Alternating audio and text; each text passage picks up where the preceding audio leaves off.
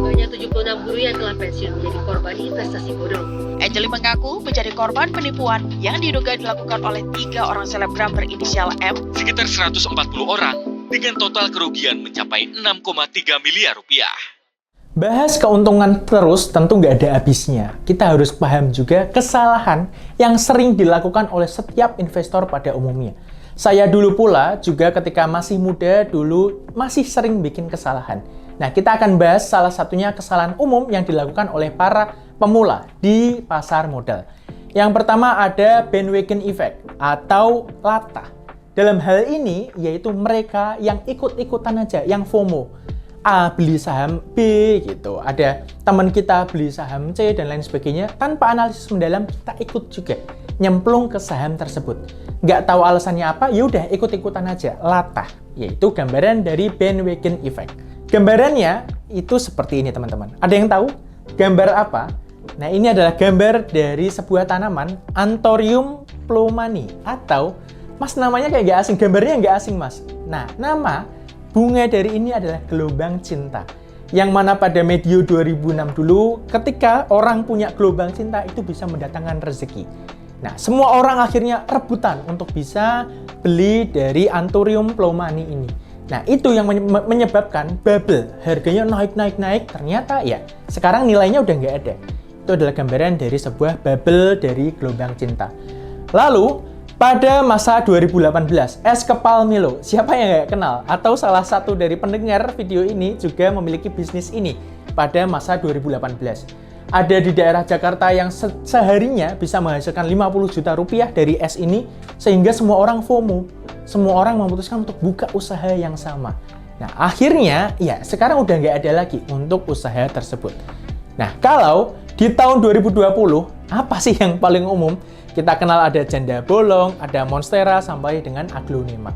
Masa-masa pandemi, semua orang berkegiatan di rumah, bapak-bapak pun juga terjun pada bisnis tanaman hias ini. Nah, sekarang nilainya juga udah turun jauh dibanding tahun 2020.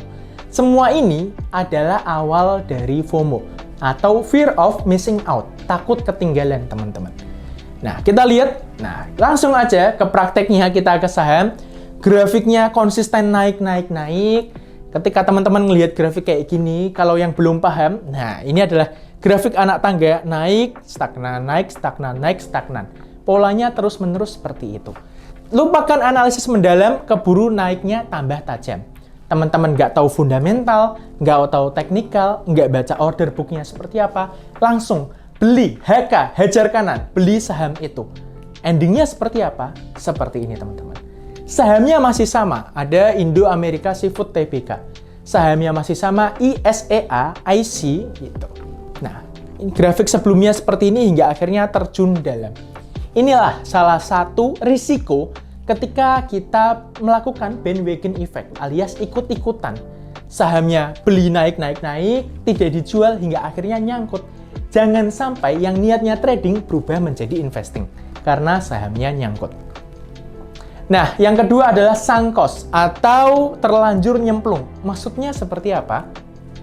Dalam sunk cost ini kita akan bangun analogi seperti ketika kita ingin nonton sebuah film, teman-teman.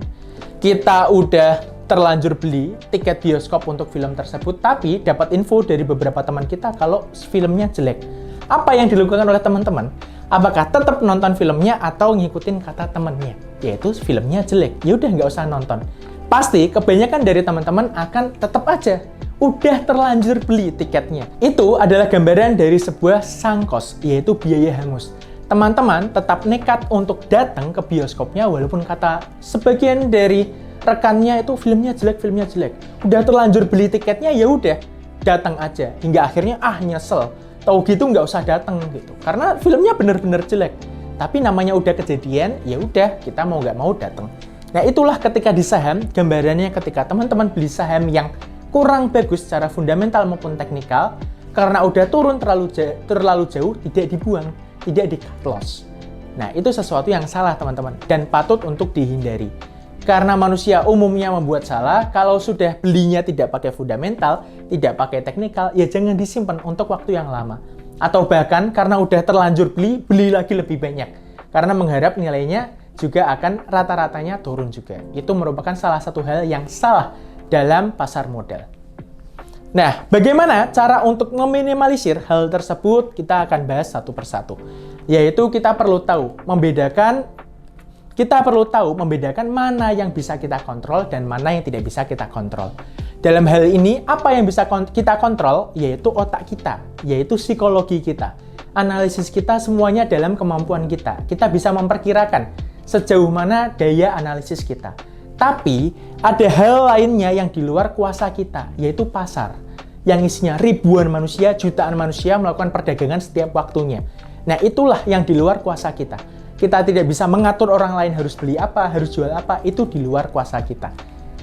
Selanjutnya, trend is your friend. Dalam hal ini, kalau teman-teman sudah belajar teknikal yang banyak, ya udah silahkan pahami betul bahwa prinsip trend is your friend. Bahwa tren atau garis kecenderungan itu akan menyesuaikan dengan polanya setiap waktu, dan harapannya itu bisa menjadi teman kita dalam bertrading. Selanjutnya, gunakan fundamental untuk memilih perusahaan yang baik seperti apa, dan gunakan teknikal untuk tahu momen yang tepat kapan beli dan kapan jualnya. Jadi tidak bisa salah satu saya fundamental banget atau saya teknikal banget, nggak bisa. Karena fundamental dan teknikal merupakan satu koin, yaitu dilempar kemana-mana mereka akan muter bareng. Nah, itu gambaran saham yang bagus pasti fundamentalnya oke, grafik sahamnya juga naik. Jadi mereka akan linear bergeraknya. Nah, jangan lupa gunakan uang dingin. Apakah gambarannya seperti uang yang disimpan pada es? Enggak juga. Uang dingin adalah uang yang santai. Kalau teman-teman diberi jatah dari orang tuanya 1 juta setiap bulan, ya alokasikan mulai dari 10%, 20% untuk investasi setiap bulannya. Yang benar-benar uang ini uang santai. Enggak uang UKT, enggak uang hutang, pinjol, jangan. Itu uang panas. Jadi gunakan uang dingin untuk bisa berinvestasi. Nah, baru beli saham kok turun itu merupakan hal yang umum. Karena sebagian besar masyarakat kita juga sering melakukan hal tersebut. Jadi jangan sampai kesalahan yang kita buat sebelumnya itu menurunkan. Wah, saya nggak mau investasi ini haram. Investasi A, B, C, D merugikan semuanya. Jadi memberikan ketakutan kepada masyarakat yang lain, padahal itu kesalahan kita.